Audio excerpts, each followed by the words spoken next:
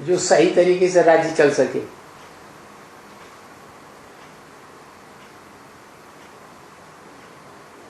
एक तरह से हिजड़ों का राज्य हो जाता है।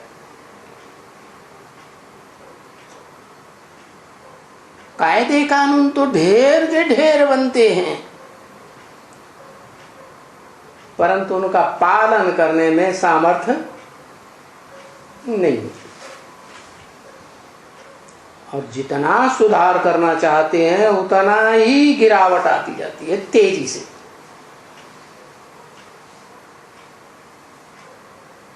तो वो 9वां मण का तो ऐसे समझो वैल्यूलेस। क्यों? क्योंकि वो ऐसा बीज है अंदरूनी जो सभी धर्मों में कन्वर्ट होता जाता है, द्वैतवादी द्वापर युग से, और कन्वर्ट होते होते कोई धर्म पर उसकी आस्था नहीं रहती, विश्वास पक्का नहीं रहता। इसलिए सब धर्मों को छोड़ देता है।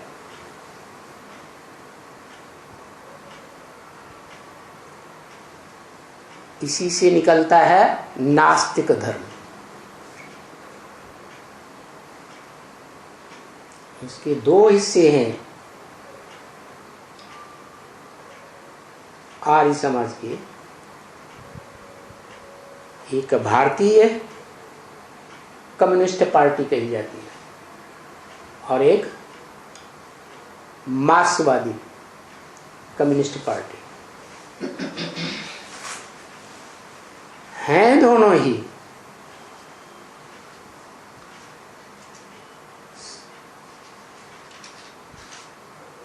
लगभग नास्तिक जैसे, क्योंकि जो भारतीय कम्युनिस्ट पार्टी के लोग हैं वो निराकार को तो मानते हैं, लेकिन वो निराकार काम कैसे करेगा, ज्ञान कैसे सुनाएगा बिना मुख के, बिना शरीर के, ये बात नहीं जानते।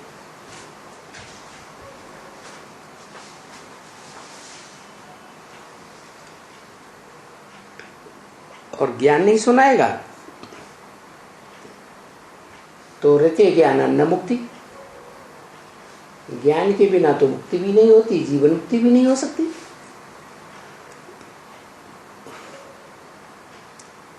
तो इस बात को वो न जानने के कारण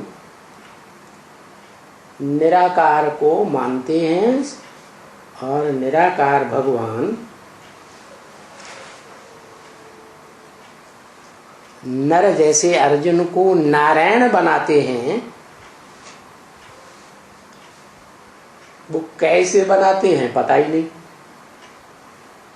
जबकि वास्तविकता ये है कि नर अर्जुन के शरीर रूपी रथ में वो निराकार शिव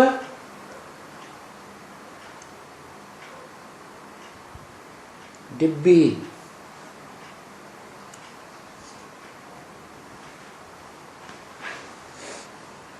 प्रवेश करता है। जो गीता में लिखा है प्रवेष्टुम, मैं प्रवेश करने योग्य हूं, और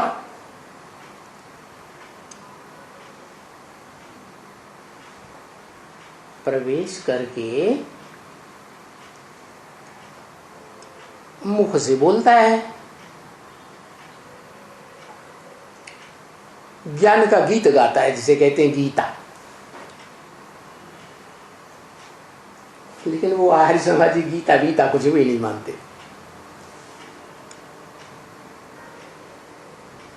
इसका प्रूफ है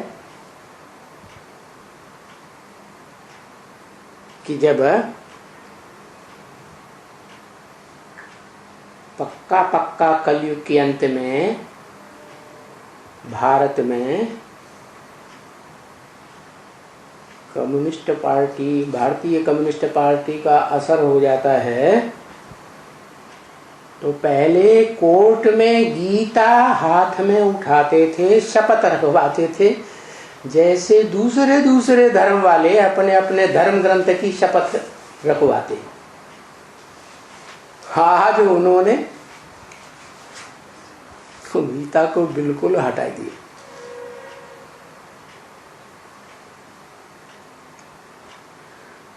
तो ये हुए भारतीय कम्युनिस्ट वाले। और उनका दूसरा पक्ष है मार्क्सवादी कम्युनिस्ट पार्टी वाले, जो निराकार को भी नहीं मानते, कोई भगवान होता है, साकार को भी नहीं मानते, एकदम नास्तिक, न भगवान को मानते, न आत्मा को, न परमात्मा को, न स्वर्ग को, न नरक को, कोई परास्था।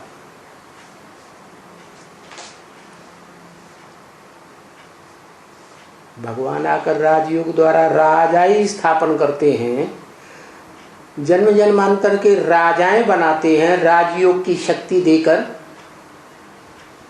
उन राजाओं का ही कत्ल आप करा देते।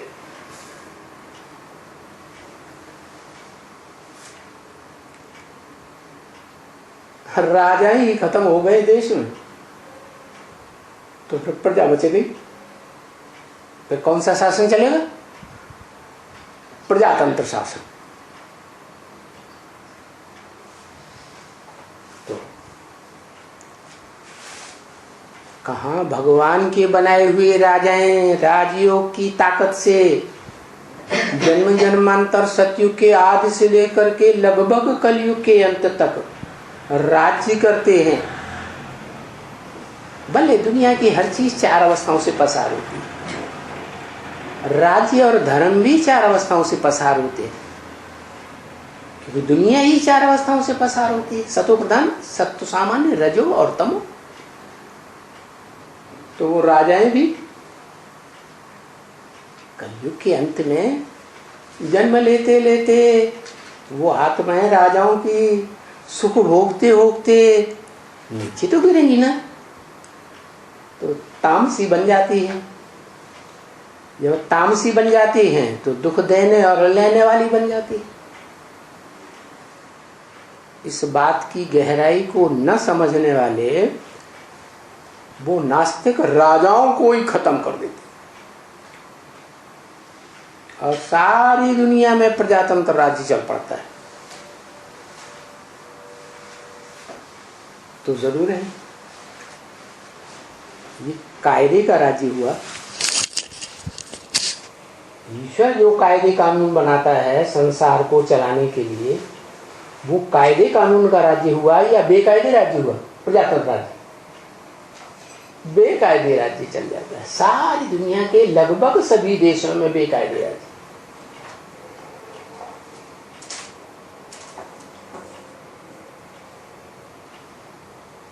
और ये राज्य माया रूपी रावण का पंप एंड शो है, जो रावण के 10 सिर का प्रतीक है। ये 10 धर्म के 10 धर्म पिताएं हैं जो कलयुग के अंत में आकर के महातामसी बन जाते हैं। नंबरवार